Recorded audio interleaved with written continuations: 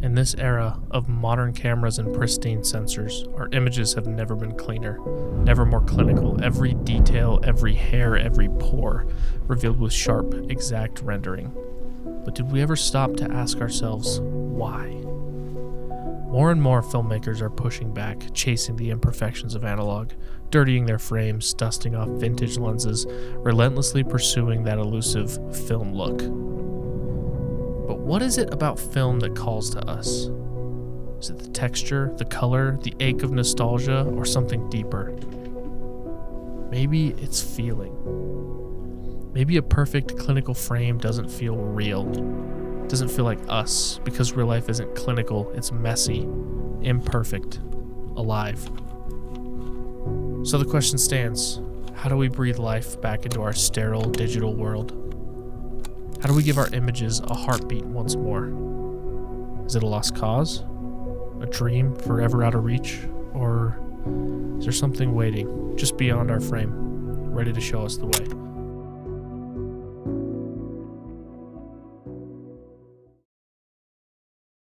How you doing, little guys and gals? I hope you enjoyed that real cringe intro. Today, we're going to talk a little bit about software to help us get that film look. We're going to be talking a little bit about Dehancer. So, just full disclosure before we start, they did reach out to me to make this video, but they did not pay me. They provided the software to me for free to make a review, and now I am sharing it with all of you. The only thing they asked for me was for an honest review, so we're going to be going over the plugin in Davinci Resolve and the iOS app. So buckle up, boys. We're going to get into this sick little Dehancelator. It's called Dehancer, not Dehancelator. Don't search Dehancelator. I will hunt you down. All right, so let's jump into Davinci here. As you can see, to start off, we got this picture of my suave wee brother here. I'll just let it play through. He's drinking the Red Bull. We got to get the product shots in there. So we want to make this look like film. Honestly, I'm using two nodes so that you guys know how easy this is to use. So the first one obviously is going to be our color space transform. This is Panasonic V-Log and V-Gamut to Rec 709. And I believe Gamma 2.4. Correct. So this is what the shot looks like straight out of camera with a color space transform applied. And then this is what we're going to use Dehancer to get to. So let me just shift F right here and we will take a look at all these settings. And it looks a little bit complicated to begin with, but we're going to go over all these settings and I'll kind of give you a brief description of each one. I don't use all of them, and it's really, it looks good. It looks good. It looks like film. We start with our input. Obviously, we're going from Rec 709, so we're going to put Rec 709 as our source. You can also choose your camera here, but obviously we're going from a Rec 709 input, so that is not going to look good. And I believe that does your color space transform for you. But we're going from Rec 709, so we're just going to stick there because that looked oven baked. Kind of like my forehead right now because I was out in the sun all weekend. And I never really tried it. If I turn this off, I go up here, we choose the camera, S1H, look at that. Look at that. So we start here, and it gives you some options for exposure compensation, temp, tint, stuff like that. Things that you should probably do on the nodes beforehand just to get it ready for this plugin. But you do you, bro. You do you. I prefer to do it before I do my color space transform, but, maybe you're feeling zesty one day. So that's your input. Super simple. After that, this is where the fun really is in this software or in this plugin. You go into the profiles here, and there's just like a bunch of film profiles that you can pick from, and they will each give you a different look out of the factory. So you can go through and you can pick whichever one, or you can have one in mind and go for that one for your final look. But I really liked the CineStill 800T. I also really like the Kodak Vision 3. The 50D looks good and the 250D. They both look awesome. Those are my favorites so far. I actually just shot a roll of Kodak Gold 200, so that was kind of cool to see that on there. But yeah, you can go through, you can pick whatever one you want, and they're all different, unique film looks. What's really cool is that it even includes this push-pull thing right here. And basically what that is, I'm not like a huge film nerd. I don't know a whole lot of film, but basically what it does is, or what push-pull is it's intentionally overexposing or underexposing your film and then compensating in development. So when you're using developers and stuff like that, using longer development times and things like that. It's really technical, but you can give the slider a mess and see how you like it. But I think really the goal here was to emulate film. If we go down here, this is a film developer. When you're developing film, there's a lot of different things you can do. You can leave it in the tank longer. You can do all kinds of different stuff to affect the way it comes out or the way it prints. So this just gives you a few extra options to add a little more contrast, correct your gamma, mess with your color separation and your color boost. Color boost I would tend to do on the nodes before this node, this effect. Once again, just because I want to do that before the color space transform. But if you need, a little bit of a correction here or there, that can come in handy. So I'm not using that, but if I need a little bit extra contrast, that's easy to just throw on at the end. Film compression. This one's kind of interesting. So basically what film compression is it's trying to emulate your film highlights, because digital is going to clip way before film, and I am going to clip last of all. Probably never. It's just going to keep growing. We'll see what happens. So this is kind of cool. As you can see, it kind of messes with the highlights when I enable it and disable it. So what it's doing is kind of like artificially lowering your clipping point to give it more of a film look. Obviously, if you're clipped, you're clipped. You're not going to get that information back. But this can kind of help sell the digital effect because it more closely emulates what's happening in film. So I like this. As you can see, if we turn it off and on, it kind of just eases out those highlights a little bit. So expand, this one is important. This is the one you do right after you select your film stock. This is what you're going to want to go to is expand. So I'm going to hit Shift F again because we're going to want to use our waveform here. But basically what this is going to help you set your black and your white point, because each of these film stocks is going to have a different amount of contrast and things like that. So once you select that, you can go to your expand tab, and then you can set your black and your white point specifically for those film stocks. So what this is going to do, if you see me move this, you can see the black point moving up and down, and it looks like it's adding contrast. That's kind of what it's doing. So basically you can bring your black point down to right before it's clipping, and your white point up to where it's almost clipping. So this is a really important node when you're looking at Dehancer, because it's going to give you the proper contrast levels of whatever film stock you're using. And you can see the difference it makes just stretching out those white points a little bit. Next on the list, we have print. Print is what happens when you actually take your film negative and put it on something, on paper, on whatever. And I like this because it gives a little bit of a look. There's not too many options here, but you can see when I enable it, kind of brings out a little more contrast and a little bit of a kind of a color look to it. So there's only a couple options that I would ever need to use in here. They added Cine on Film Log. There's actually a color space transform to this so that you can use the Davinci film LUTs, but I am not 100% sure of like a use case for that. Linear is just going to use your it's unadjusted. It's just going to be your film stock that you've chosen, and that's it. Fujifilm tends to be like a greener look. Kodak is kind of a warmer look with a little bit of like cool shadows. And then this Endura glossy paper seems to be a little more like neutral and contrasty. So I like the 2383. Maybe contrasty is not the right word.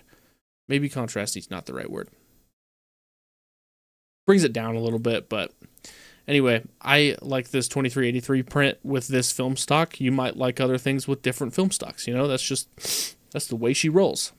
Now let's talk about color head. So color head, this is trying to mimic certain, certain moments in the film process when they are adding different tints and colors and things to the film, in the darkroom or wherever in the development process. So you can kind of come in here and add yellow, blue, magenta, green, cyan, and red, and then you can also put tones in the shadows, midtones, and highlights. I personally, I would put this before the color space transform when you have all the information of the log profile. But I can see this being a fun thing to mess around with if you wanted to. Probably. Oh, let's go back. Let's go back to full screen. Let's go back to this mostly full screen. I'm gonna sneeze. Dude, I don't know why this is happening. Right as I started to film, my nose just started running, and now I gotta sneeze. I must be allergic to filming, I think. Let's talk about film grain. Film grain, this is like the key to a film look, I feel like. If it doesn't have film grain, then it's not going to look like film, in my opinion. You might think differently. I also tend to think a lot of the internet goes a little bit ham on film grain. In fact, 13 is probably a little bit too much. So the default, when you pick 35mm ISO 50, it will go up to like 35. That's just a little bit too heavy for me. I think I'm on 800T film stock, so that's probably, it's going to be pretty heavy, but I think people overdo it a little bit on the internet, trying to get the film look, so they just like go ham on the film grain. I like a little bit lighter, and it's also going to be lighter on your computer because this option is going to stress your computer a little bit. So it's something that I put on as a final touch, and if your computer's having issues like running it, just disable it, come back later before your export, turn it back on, you're good to go. I have a pretty beefy computer. It's I have a 3090 and an i9 13900K, and it even bogs down when I turn this on and press play for multiple shots. It'll still do it, but it'll lag a little bit. We'll drop a few frames. So keep that in mind, but it's really easy to toggle on and off. And if you put your Dehancer in a in a timeline level node, then it'll affect your entire timeline with the same thing, and you can just disable it there and enable it. So, all right, let's get to halation. Halation. This, I think a lot of people confuse halation with bloom. They're similar, but they're different. So halation is going to be this kind of red area next to the highlights. So it's kind of a bloomy feel, but it usually has an orangey red tone to it. So you can see on those highlighted areas when I click it on and off, you can see that little red bloom thing pop up. A lot of people, I've heard a lot of people mention halation, and they talk about it like it's just like you throw a pro mist filter on, but it's different. Mist filters, they help with bloom, they help with highlight roll off and things like that. This is different. This is a different effect, and it's something that you see in film, which is why people turn it on, because they like it. Once again, I think people overdo it with this, so I do kind of a lighter effect. Then we get to bloom, what I was talking about earlier, which is kind of like the pro mist effect, where it makes those highlights roll off a little better, and kind of like it's almost like a hazy, misty thing. You can see as I turn it on and off, nothing real like crazy there. It's just a general bloom filter. Film damage is pretty self-explanatory. If you turn this on, you can see little spots pop up, indicating like some film damage. And I'll crank it so you can see a lot of it. That's stuff that you see when you see actual film. It's kind of cool. I don't know if I would use it much. If I was like had a specific look, then I might. Film breath is interesting. Film breath is almost like a flicker, but it's caused by like weird uneven exposures due to like shutter speed or different amounts of emulsion or different types of emulsion on different parts of the film. So I'm going to turn it on, and I'm going to turn it on really heavy just to show you guys, and I'm using the Super 8 once again to just, show you what it does. But this is pretty typical of film. You can see it's like a disco. It flickers like crazy. Gives me Z63 vibes, my Nikon viewers. I know you guys know. So for everybody that makes fun of your flickering shadows with Nikon, just say it's filmic, okay?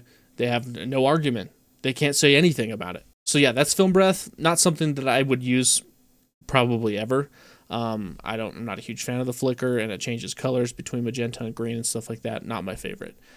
Gate weave is when the film moves across the gate.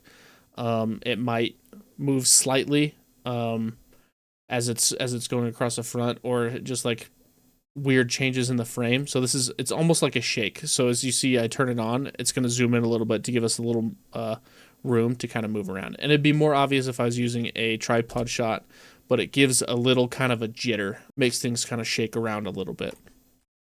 And a lot of people will turn this on because it looks very, it's very filmic. That's kind of a thing that is unique to film. It's one of those things kind of like halation that is unique to this, art style. And it's cool that they put something like this in this software. Overscan, it's just when you turn it on, you can see the little scans here. You can change it from negative to positive or whatever you want to do there. You can see better if I turn off this thing right here. You can see kind of what it's doing there. It's just adding the other frames. It's kind of cool. Once again, that's something that I don't really see myself using for the most part, but it's cool to have. Next up is vignette. Most of you will probably know, if you're this far into the video, you probably know what a vignette is. It's the dark areas around the side. It's nice to have that as a finishing touch on one of your last nodes. The monitor tab is kind of cool. You can look at a false color view of your shot, so you can see if you're clipping or anything like that. You can see kind of where your exposure is sitting, and like if you want specific IREs for your skin tones or whatever, you can use that. It's kind of cool. And then clipping indication, let's say if I go up to expand here and I just crank the black, you can see a little blue thing appears. Hold on. You can see a little blue color appears telling me that, hey, you're clipping, dude. Step it up. You done messed up, gangster. Output is just like blending it with your image. If you think it's too heavy, then you can back it off a little bit. Good to go. Then once you find a look that you really like, then you can export a LUT, and you can export it without the input transform, which we would put up here. You can export it without that, so that you can put it on different cameras or anything like that, and you can just do kind of a similar node setup to what I have here, which is the color space transform and then the Rec 709 input here. So that was Dehancer. Honest review. I think it's really cool.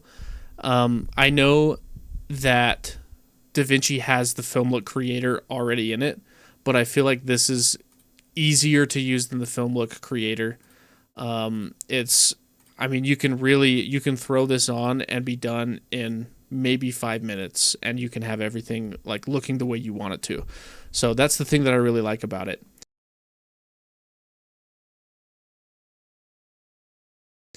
One of my criticisms is it doesn't have every camera, so obviously it doesn't have anything from Nikon, which honestly, it's not that big of a gripe because you can just do the color space transform in Davinci Resolve, so it's not even that big of a deal. Another thing that I am not a fan of is it's a resource hog. My computer I can't just throw it onto my 4K 422 clips or anything like that and just run it and expect it to be fine. But once again, you can just turn the film grain off and it'll run perfectly smooth, and then you can turn that back on before you export. So all in all, I think it's a great software. I think it's a little bit expensive. I think they did a good job at putting a lot of different options for people in different price ranges and price brackets. If Dehancer looks like something that could be interesting to you, make sure to use my code when you check out. It's Tanner10. I'll put it on the screen. You just plug it into the coupon code thing, and that will give me a little bit of a kickback, little commish. So I'd much appreciate it if you're going to try this software out to use that code, but no pressure. I don't want anybody to do like impulse buys and stuff like that. Really think about it because it's not super cheap. So just think about it before you get it. For my photo bros, we're going to take a real quick look at the new iOS app that they've come out with. It does work for video too for iOS, which I think is really cool, but I think the biggest use case is going to be photo. So here's a little picture of my doggo that I took. This was on an old Nikkor lens, the 35 f2 from way back in the day, and it's got a little bit of a haze in it, so it's nice and bloomy. But this is Cooper right here, so I hope all of you can see him in his glory. But all of the same categories that we just went through for the Davinci Resolve plugin are also on this app for your photos. So you can go through and you can pick specific film stocks. I believe all the same ones are on here. So you can do Cine Still, you can do any Fuji Chrome, stuff like that. Like just oodles of choices that you can look through. So I chose the Portra 800 for this one because I liked the way the contrast looked for this specific scene. And then, like I said, you can just go through and pick from all of the same categories that we went over for the Davinci Resolve plugin. They're all in this iOS app, and I think that's really cool, especially if you're doing for like quick turnaround stuff that maybe just like quick edits for social media or things that need to just like be pumped out like that, but you want to give that extra like pizzazz, you want to give it a little extra look to it. You can upload it. It takes JPEG, like you upload a JPEG from your gallery, so you don't even need like RAWs and stuff to go through it. Just chuck a JPEG in here. You can go through all the same plugins that we talked about earlier. Yeah, I thought this was really cool and really simple and just a cool little thing to do. Once you're finished with your photo, you can save it to your gallery or you can share it. That'll go straight to your iPhone or iPad's gallery. Thank you guys for hanging with me. I know this was a long one. Like I said, if you want to try Dehancer out, go to their website, type my code in, TANNER10, but only if you've got the income for it. Don't be going into debt or anything like that, okay? I don't want that on my hands. I don't want that kind of blood on my hands. But yeah, I think it's a really cool software. They did a really good job, and I'm looking forward to seeing more updates that they come out with in the future. Thank you guys so much for watching. I'll see you next time.